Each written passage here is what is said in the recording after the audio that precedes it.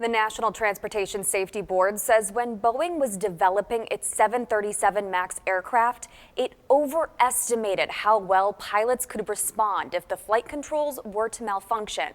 Aviation authorities around the world grounded the 737 MAX in March, following two crashes involving 737 MAX 8 aircraft that left 346 people dead.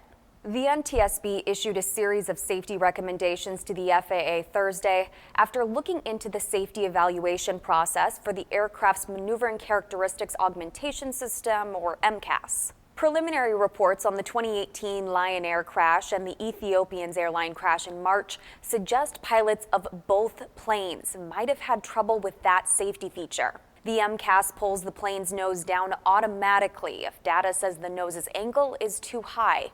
But if the angle of attack sensor transmits false data, then the MCAS would force the nose of the plane down anyway, leading to a nosedive.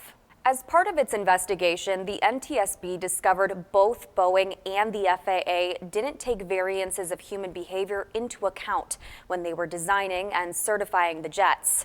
Instead, the NTSB report says both worked off the assumption that pilots would be able to quickly identify the MCAS error and react properly.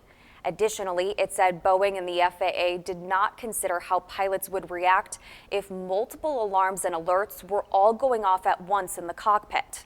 The NTSB now suggests the FAA consider how multiple cockpit alarms could impact a pilot's reaction during an emergency.